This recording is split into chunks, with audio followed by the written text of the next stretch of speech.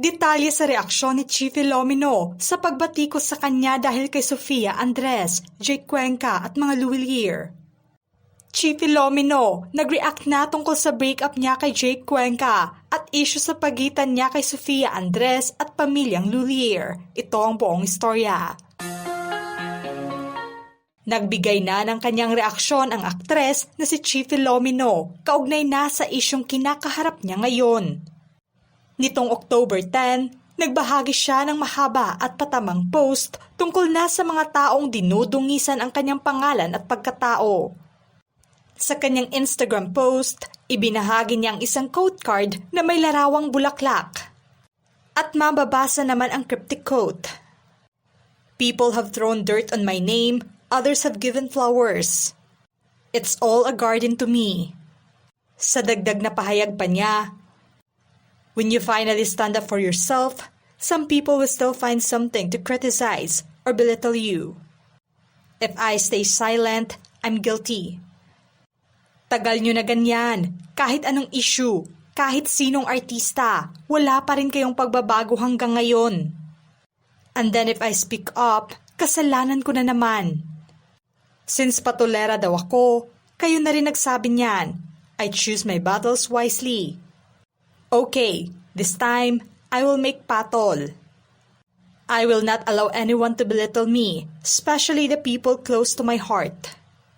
Punto pa ng aktres na umabot na rin ang paninira laban sa kanya sa paggawa ng dami accounts online upang makapanira lamang sa kanya. I've seen how some hide behind dummy accounts, private profiles, or worse, create new ones just to hurt others. That's not right. Not right at all. Tigilan nyo na, please.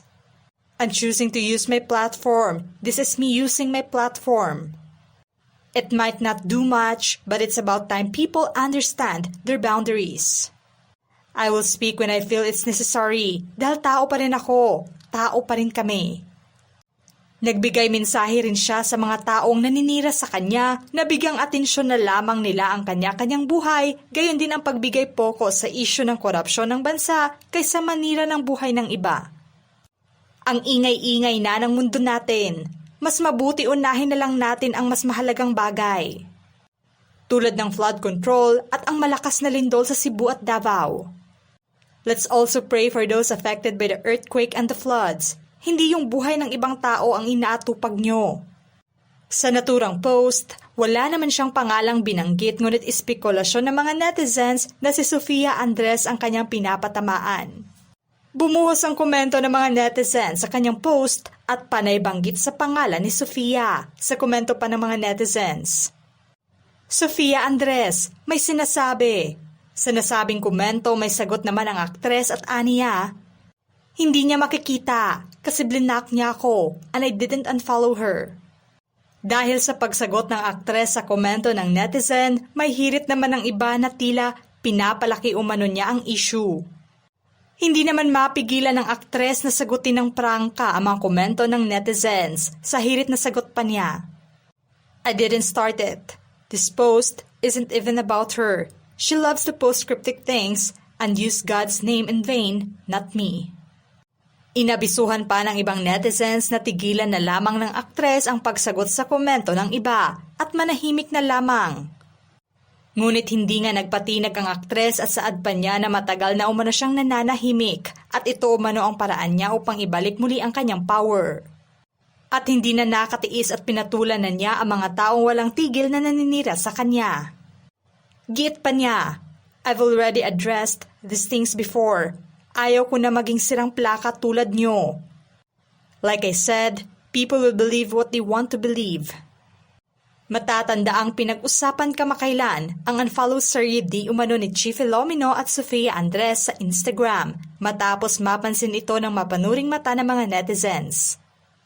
Ito'y matapos kumalat ang issue tungkol na sa investigation issue laban sa aktres na gawa umano ng pamilyang Luwilier. Kasunod ito ng pagkakalink niya sa businessman na si Mateo Luwilier.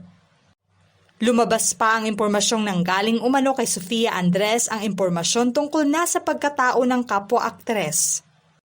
Dahilan upang mahantong di umano sa agarang break-up ang relasyon niya kay Mateo. Lumitaw naman ang tila rason ng breakup ng dalawa ay dahil nasa sekretong pag-iimbestiga o pag-background check di umano ng pamilyang Lulier sa pagkatao ng aktres. At espekulasyong nauwi sa agarang breakup ang relasyon ng dalawa ay dahil may hindi umano nagustuhan ang pamilya ng negosyante sa pagkatao ng aktres. Nadawit naman ang pangalan ni Sofia Andres sa ugnayan ng aktres sa pamilyang Lulier. Kumalat kasi ang hindi pa kumpirmadong impormasyon online na nanggaling umano kay Sofia ang impormasyon sa nasabing sikretong imbestigasyon ng angkan laban na sa aktres. Kaya naman espekulasyon din ng karamihan ngayon na ito ang posibleng dahilan kung bakit pareho silang naka-unfollow sa Instagram. Nabigyang kasagutan na nga ang unfollow issue sa pagitan ng dalawang aktres ngayon. Ngunit may ilan sa kanila ang napangiwi sa shady post ng aktres laban na kay Sofia. Sa kabila pa man na wala siyang pangalang binanggit sa kanyang post. Palaisipan din sa iba na baka may katotohanan nga ang issue sa pagitan nila ng dalawang aktres. Dahil na sa pag-iingay niya ngayon.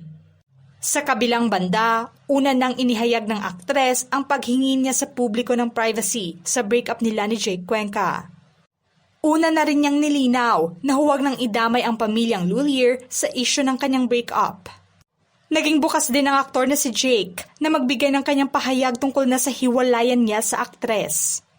Saad ng aktor na nasaktan umano siya sa kanilang hiwalayan, tinuldukan din ng aktor ang issue at gate niya na walang breakup na nangyari. Sa pahayag pa ng aktor, "I'm good at least. It's a lot to take, di ba? It's a little bit, ang daming nangyayari, ang daming sinasabi ng mga tao. But siguro I can officially say that the chapter of my life is over now. There wasn't a breakup, there was no breakup." Samantalang sa tahimik na away ngayon sa pagitan ng dalawang aktres, may hirit na reaksyon naman ng mga netizens sa issue.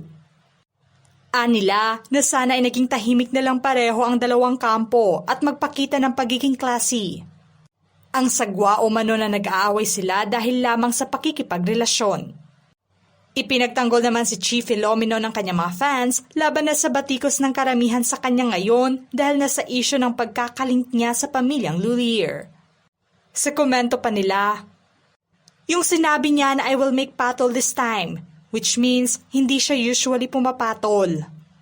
I don't know about you but sometimes you really have to address some issues about you.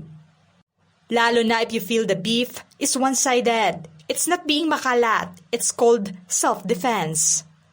Ano ang masasabi niyo sa patamang reaksyon ni Chief Filomeno tungkol na sa batikos laban sa kanya matapos ang breakup niya kay Jake Cuenca? At ang pagkakalink niya sa pamilyang Lulier at issue nila ni Sofia Andres? Just comment below.